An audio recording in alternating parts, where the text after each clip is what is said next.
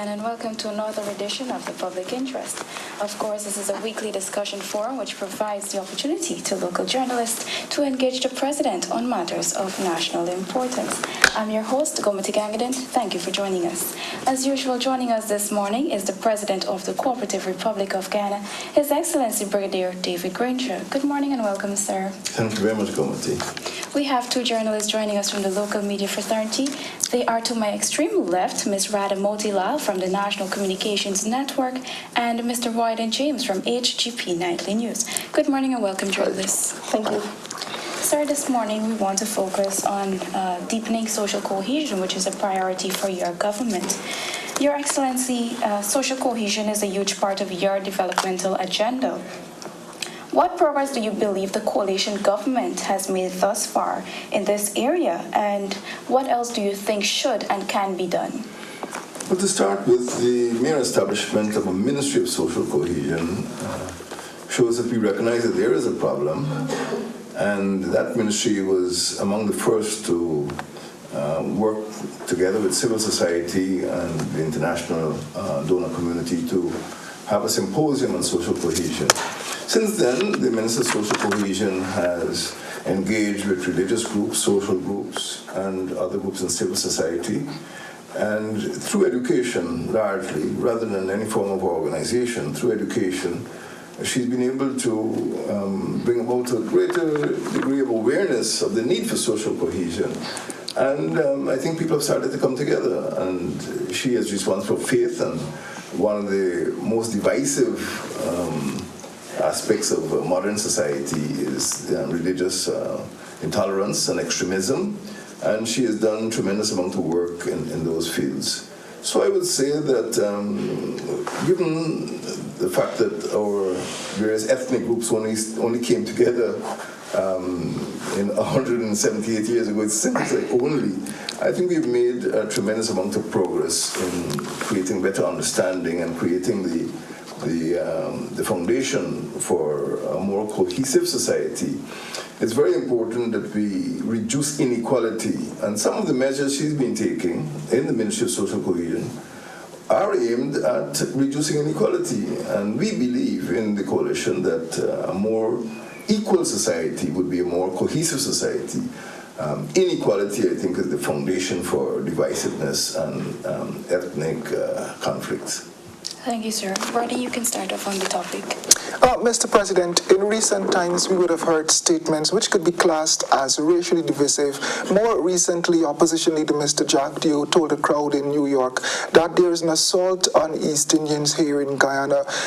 Since the statement, there have been calls from a number of political commentators for the government to reach out to the East Indian population and East Indian community more and engage them more, since they believe statements like these has the ability to poison the minds of these people. Can we see your government moving in more? It's not like you're not doing that, but do so more to the East Indian communities? Statements were made by the leader of the opposition. They weren't made by any government official, and it's for the leader of the opposition to temper his language.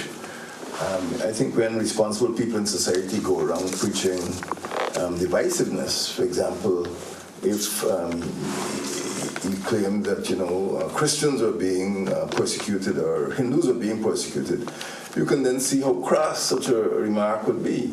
And to suggest that Indians are being persecuted does not necessarily call on the government to reach out. We are a multi-ethnic coalition. I would say more multi-ethnic than any other government in the history of Guyana. And we have reached out to all of the communities in Guyana, but there will be extremists who continue to speak in divisive terms, and this is what we need to put an end to. If the leader of the opposition has evidence that there has been wrongdoing in accordance with the laws of Guyana, the Constitution of Guyana, he can bring that evidence to us, or he can go to court. In fact, he himself is in court now because of language that he used. He's been in court twice before. And I think there's a lawsuit which I don't want to comment on concerning language they used before at Babu John and other places. So I do agree with some of the commentaries from Mr. Ramkaran and other persons that the language used by the leader of the opposition could be divisive, and I would urge, him to restrain his comments, because we don't want a country that is. Right now, we are a multi-religious country. We don't want religious extremism here. We can see in other parts of the world the damage that religious extremism could do. Similarly, we don't want ethnic extremism, because it will pull our country apart. We want a more cohesive society. And we will reach out. The government has reached out to all sections of the population. That is why we want to reduce inequality and give all of our children, school children, the opportunity to get the best education they could get, so they can understand what other races, how other races behave, and how they live. So that's what we're aiming at. But I don't believe the comments attributed to the leader of the opposition are helpful in building a more cohesive society. Okay. Radha. Do you believe that there is actually a buy-in, because the majority of the population may not subscribe to the comments being made? And if there are pockets that actually buy into it, what would you say to them? Because there are, majority would say, well, we're educated population, we don't buy these things that easily.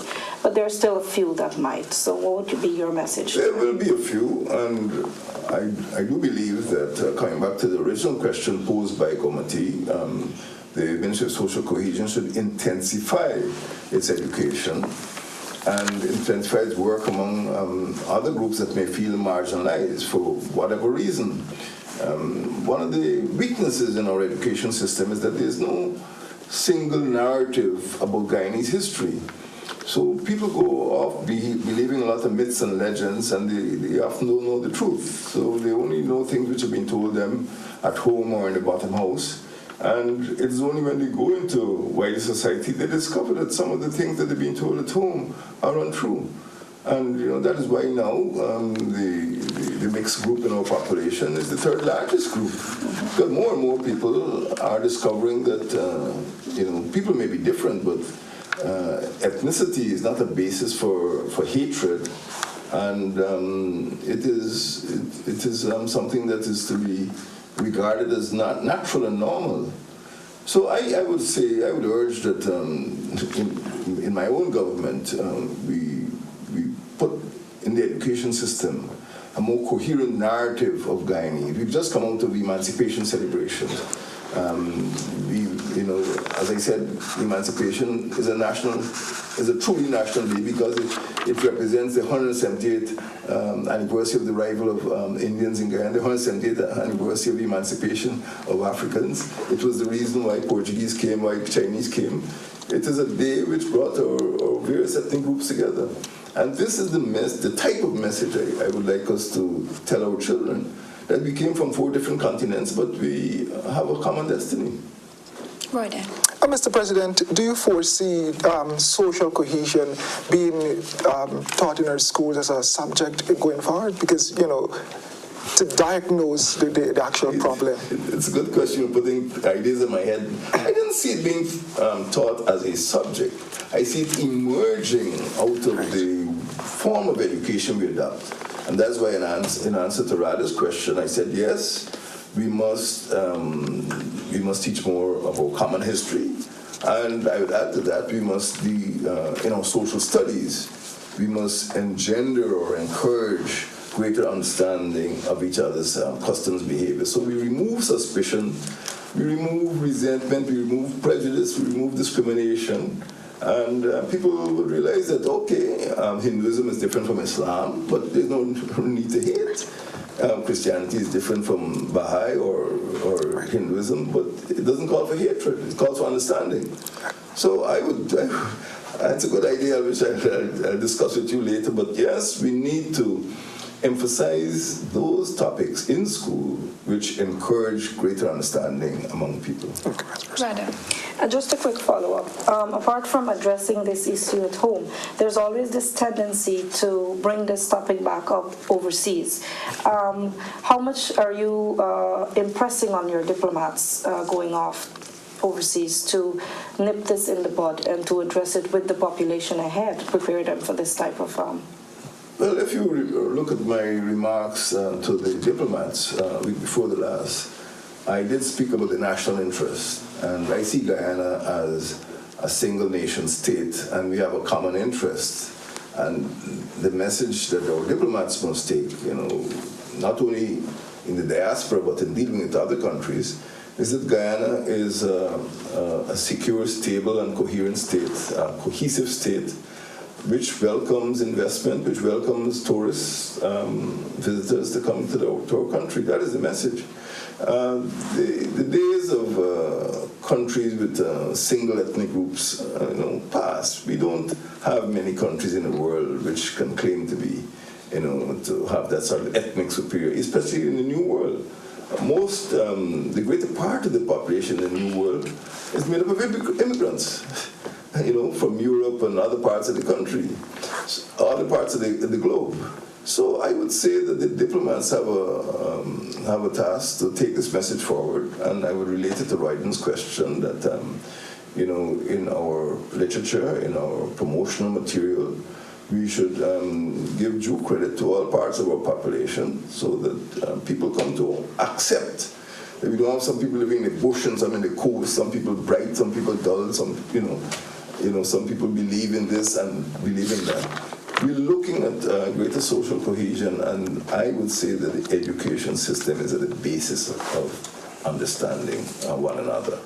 There needs to be more done in order to spread that understanding. There's still a lot of misunderstanding among people in this country. Royden. Open now. We can move on. All right, Mr. President, exactly 1 week ago, Finance Minister Winston Jordan would have threatened to blacklist University of Guyana students who were yet to repay their student loan from leaving the country. Can a person be barred from leaving the country because of this? And if so, would you lend your support to this method of getting back the state's fund? The law, there have been comments by the Minister of Citizenship himself and the Minister of Foreign Affairs. I do not believe that Minister of Finance's remarks are supported by the law. In that regard, I am obliged to take the side of the law.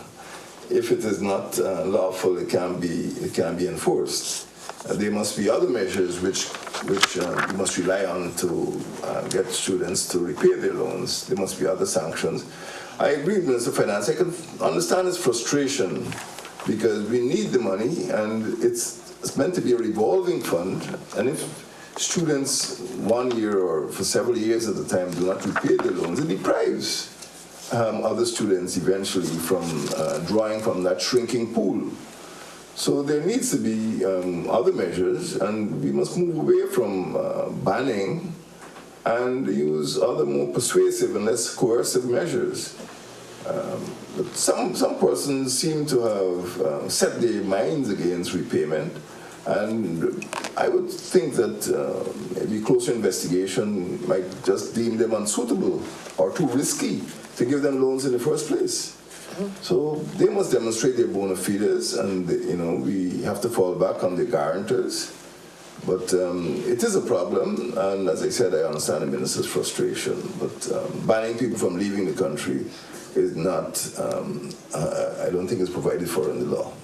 Sir, if I can shift your focus to the green agenda, which has been one of your greatest focus. Centered to that development plan is the greening of Guyana, and critical to that is the Araucama rainforest conservation. We've seen Baroness Patricia Scotland writing about that particular area and the benefits this area can have, not just for Guyana, but the rest of the region.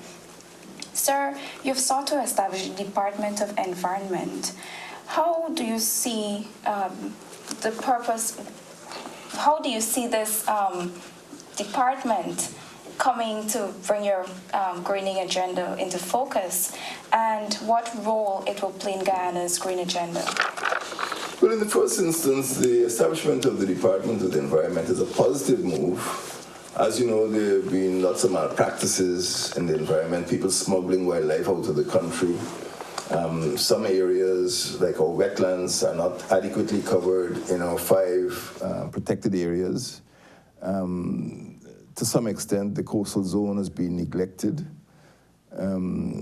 Although the previous administration did pay some attention to low-carbon development strategies, there are other areas of climate change which have not been adequately dealt with. So the Department of the Environment is meant to maximize or optimize the work of several units which are now not connected. Secondly, we want to create a clear division between the extractive industries, bauxite mining, gold mining, diamond mining, timber extraction, and other forms of mining, manganese, when we get back into manganese, and certainly petroleum. And I would like the Ministry of Natural Resources to focus on those resources. And I see that the Department of the Environment will be a sort of watchdog to ensure that the extractive industries do not do damage to the environment which could harm human lives. So the Department of the Environment is meant to be a form of a watchdog for the entire country. Now, coming back to Irokrama is bigger than Malta. It is in the heart of our country. But we in Guyana are part of the Guyana Shield, which stretches from Colombia to Guyana, what people call Cayenne. There are about 6 countries in that Guyana Shield. And Guyana is in the heart of those 6 countries. Guyana possesses rare flora and fauna. And Irokrama itself is home to a wide variety of species of flora and fauna. So I regard Irokrama as being not only part of the lungs of the earth, but also being part of our heritage, part of our patrimony. And I see that it should play a greater role in conservation and in education also about biodiversity, and also there may be a role in ecotourism. Right now, I would say that the visit by the Secretary General of the Commonwealth has been helpful. It is a project which is partly managed by the Commonwealth, and it is good for her to see firsthand. She visited one national park, the Kaieteur National Park. She also visited Irokrama. And it is a good thing for us. And I'd like more Guyanese to do what she did, go to Kaieteur and go to Irokrama. It is part of our future, and I want to protect it and use it as a laboratory so people could use the lessons of Irokrama to prevent damage or to prevent the extinction of rare species in other parts of the country. So it's of paramount importance to our green agenda, and I intend to put a lot more emphasis. We are improving the aerodrome at Irokrama, Fairview, and it will play a much more important role in education. There is a Center of Biodiversity at the University of Guyana, but we will establish a major Institute of Biodiversity in Irokrama to advance our work. And it will be open to other people in the Caribbean and other people in the rest of the world. Guyana has a unique product, and I expect that people will be coming from all over the world to study at the Irokrama Institute of Biodiversity when it gets established. Thank you, sir. Radha. On the environment, I'm aware that Guyana is one of the major beneficiaries from the Caribbean UK fund that the CDB will be administering. And Dr. Warren Smith has says that the Guyana government has asked him to focus on renewable energy projects. Could you say what are some of those projects, if you have an idea already? Well, the main areas in which Guyana has an advantage are, of course, solar, particularly in the intermediate savannas and the Rupununi savannas, because of the number of hours of sunlight we have there. Even along the coast, sometimes it's more there's more rainfall, but I think we have an advantage in having so many hours of sunlight. Second is wind. We have a 450-kilometer coastline, and many parts of that coastline may be suitable for generation of wind power. Although it could be a bit noisy in some communities, there are some open stretches where wind power could be used, using wind chargers. We also have about 100 sites in Guyana for the development of hydroelectricity. And because of our industries, rice and sugar, they generate a lot of waste. For example, the rice industry, busi. Well, many Guyanese might know what busi is. And also in the sugar industry, there's bagasse. And these could be used for generating biomass energy. So I would say that in solar, hydro, wind, and biomass, we have advantages. Other countries in the Caribbean may have, geothermal sources. We don't have that, but I think those 4 sources of energy would be able to generate enough energy to make Guyana free from its addiction to fossil fuels, maybe in about 30 or 40 years. Right. Mr. President, if I can take you back to last week. Last week on the public interest, you spoke at length on what was perceived to be the hiring of ex-colonels and brigadiers into key positions. Up to yesterday, the opposition party would have raised concerns again about these ex-military men taking up key positions in your government. The argument have been put forward, Mr. President, that they are also retired police officers and other reputable public servants, but you choose brigadiers and colonels in front of these people. Writers would have said that you have a preference for the military persons, or maybe discipline and other factors. But what is your reason? Well, I pointed out previously that if people are qualified, I wouldn't discriminate against them because of their background. They are Guyanese citizens and they are eligible to hold any posts. I don't compare myself with the previous administration, but I inherited many former officers of the Defense Force from the previous administration, and nobody criticized them because these were people of competence. Major General Singh is a competent person, Major General Attlee is a competent. They were already in office when they came here last year, May. And I can name a dozen officers. The chief executive officer at the Election Commission is a former military officer. A judge of the High Court is a former military officer. Chief magistrate is a former military officer. Ombudsman is a former military officer. PPP even recruited a former military officer as a cabinet minister. Regrettably, he was discharged with disgrace from the army. But you can run down the line and see in the Ministry of Natural Resources, the PPP recruited former military officers. We must stop discriminating against fellow citizens.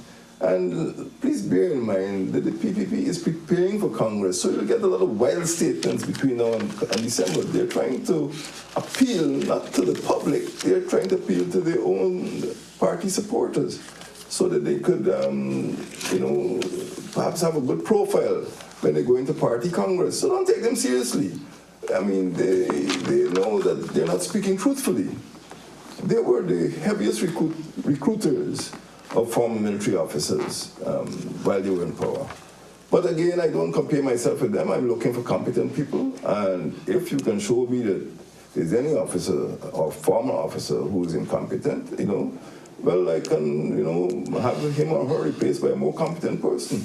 Right now in the National Assembly, as far as I can see, there's only one former military officer. In my cabinet, apart from me, there's only one former military officer. So there is no command-style control of the cabinet. The cabinet is run the same way as it was run before. I haven't created any special ministry in which military officers can dominate or influence unduly policy. The Defense Force is under the control of the civil authority. So you should take with a pinch of salt these rantings coming out from people who are simply trying to keep their, public profile, so they can get elected at Congress. Don't take them too seriously. I don't. I'll take you on another topic. Mr. Ban Ki-moon is expected to preside over maybe his final General Assembly in a few months. Would you be attending, first? And secondly, have you any indication as yet whether a decision is close by on the juridical settlement we are pursuing? My attendance has not been settled finally because I have to pay attention to some domestic issues.